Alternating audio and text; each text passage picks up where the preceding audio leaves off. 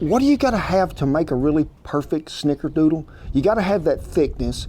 You got to have that really good crust on the outside, but chewy in the middle, and then you got to have it pup approved. What do you think, pups? Is it pup approved? I don't know if they're into it now.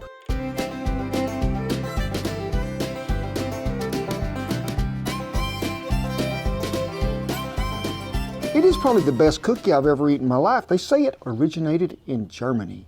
And me and Shan went to Chicago when we went by this place. What was the name of it, Shan? Crumble cookie. Oh my gosh.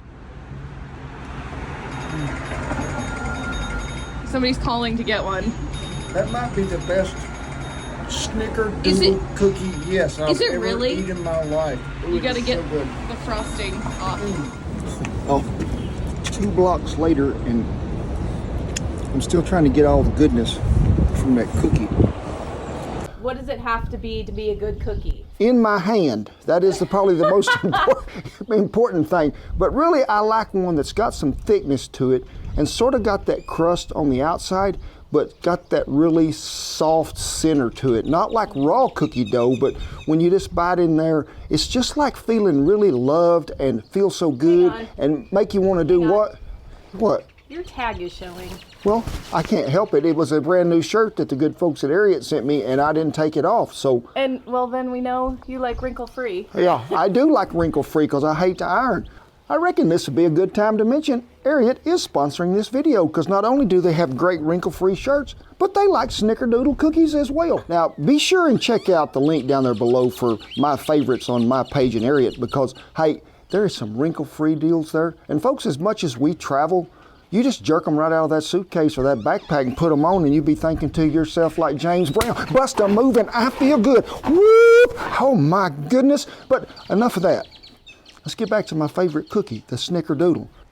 Well, I think the first thing you should do is go over there and preheat that oven to 370 degrees Fahrenheit. 370? 5. Oh, okay. Did I say? Let me start that over. Get you some good flour. I mean good.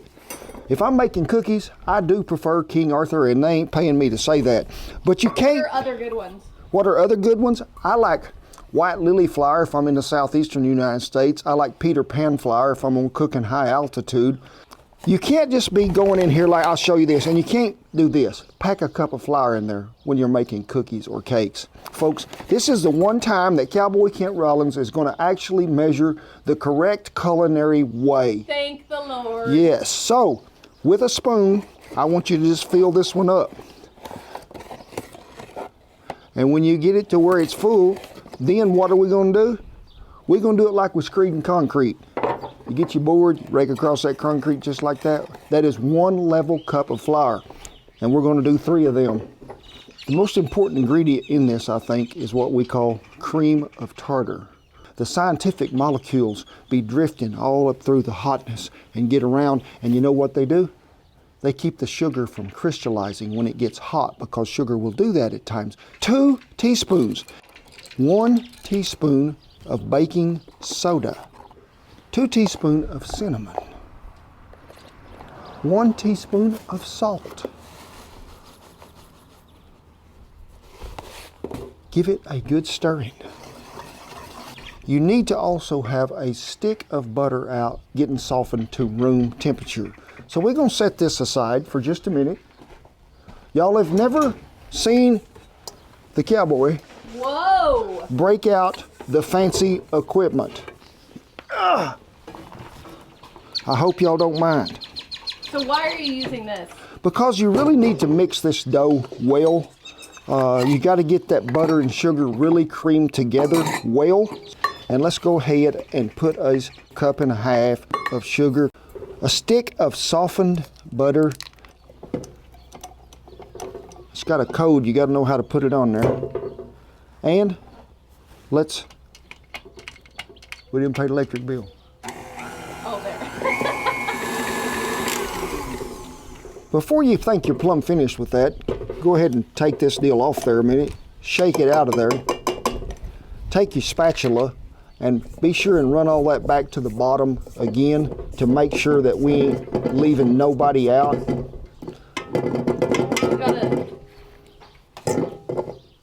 lock it? You need to go to the chicken house real fast. Run fast, quick, quick, and get you 2 cackleberries. Go ahead and let's get them in there. Whoop. Because really, folks, this is really the butter and the eggs is the only moisture that is in this. But also a little vanilla. Yes, I knew it was somewhere. And we're going to add a capful, which is just the right amount. You want to whip that till everything is really good and creamy and smooth. Get that off there because we're going to trade utensils. Is this the point where you lick that? Not yet. You could, or you could have the culinary crew. Well, are you going to use it again? No, I'm going to use the paddle. Oh, okay. So where is the culinary crew? Cletus thinks he might try this. Cletus says he don't know. Major, you want to try? Big is the one that knows how to do this job professional-like. Duker partied all night. He's a little sore this morning. Good job, Duker. Yeah. Okay, if you got one of them paddles, it is good to use it. But if not, get your dough hook on there. That's what I'm going to use. And don't be just dumping. You have a paddle. Yeah, but I don't have no idea where it's at. Don't dump all this in there at one time. You're just going to go ahead, get this thing to running on about half speed, and just filter it in there gradually. At this point in time, it'd be a good time to do this. Put all this back down in there again. And since we ain't got a paddle, Shan says we got one, but I have never seen it, so. Give her another little going. Let's put it in this and it'll be easier for me to work and for y'all to see.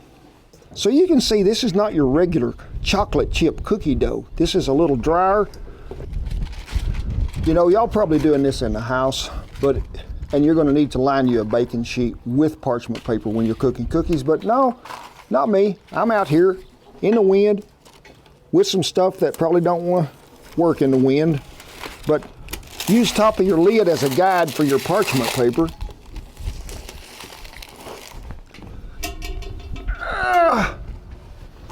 This could be really tricky right here.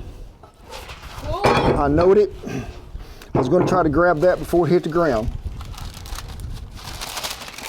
Lay your parchment paper down in there. Remember this here topping that we mixed together, cinnamon and sugar.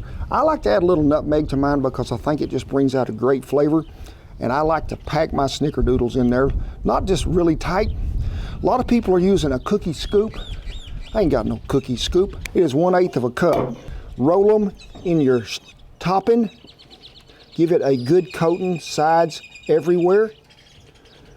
And then you're going to place it right in there.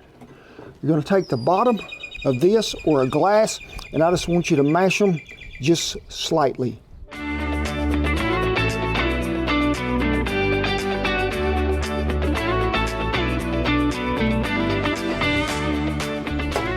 Now, you don't want to overcrowd none of this in a Dutch oven, especially because, folks, they're really hard to get cookies out of here. If you get them too much in there, you can't get the spatula under there and tear them all up. It'll make about 14 cookies when you make them this size. I'm going to meet you right over here to the trivet, and we're going to see can we figure out 375 degrees Fahrenheit with some coals.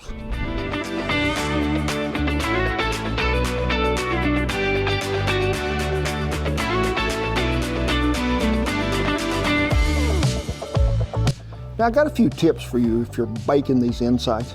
10 minutes, that's it. Don't overbake them, because that's the worst thing you can do to a Snickerdoodle cookie. But when you pull them out of there, don't think that you're going to automatically transfer them cookies to a wire rack. Let them sit on that parchment paper a minute, 2 minutes to where they cool just a little, then place them on that wire rack. And even when you touch them at 10 minutes, they still, to you, are going to think they're not done. But folks, they are. They're going to set up just right. If you're going to be out there in the elements and you're going to be brave, and I got faith in you, I think you should break out your Dutch oven and cook them there before you ever cook them in the house. Light coals on the bottom, you can heat pretty heavy on the top because you can watch it. It's not going to bake in 10 minutes out here because remember, we're in a preheated oven on the inside. If you preheated this oven and then put them cookies in there to bake, the bottom of that is going to burn before the top gets done. So never preheat cast iron when you're baking. In a Dutch oven out here, And I'm not saying that I ain't gonna burn one of them, because it is highly possible, it is. I'm gonna try to look right down there around the bottom edge of that cookie to see how much browning is taking place there. Because that bottom, you know, is most of the time gonna cook faster than that top, especially when you're in a deep oven like this with just a shallow cookie in there. So keep an eye on that bottom, see if you can see some browning around that crust. I'm just gonna try to rely on what? Noggin head and what it looks like.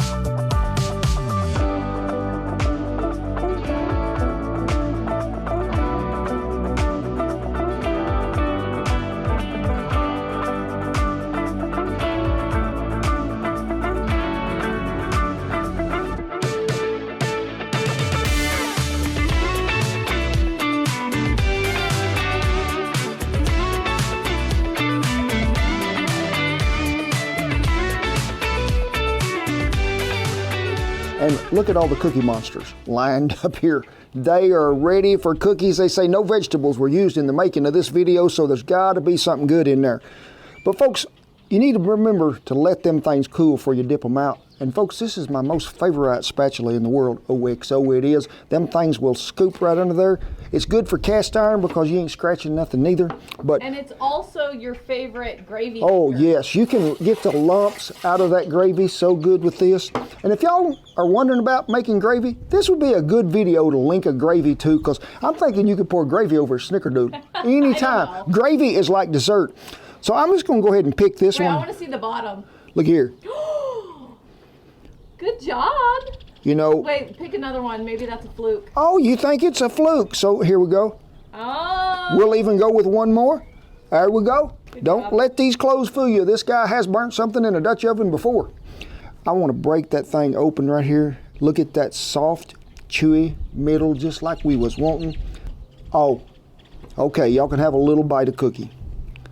Big, thank you for being a good cookie dog. Lulu, here you go, sugar. Cletus said, hey, if we're passing out cookies, I'm coming over. Cletus, a lot of folks been asking about you. Cletus is not ours. He belongs to the neighbors.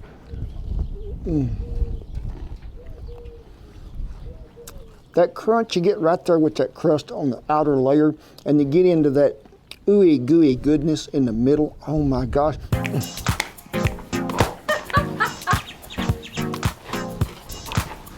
That's about it, because I'm gonna have another bite of cookie. I do want to say though, they're interesting because they do have that kind of a crust on the outside, but super soft and gooey. Yes. Go ahead, I Shan. got one. Yeah, thanks. You got one? Yep. When did you get one? I've had them since you've been making them the last 3 days. I do have a tip for y'all if you're cooking them outside there. And it works really the same way with pizza too as well. When you can move it on the bottom of that parchment paper and it'll slide there just a little, you know that bottom is set and it is done.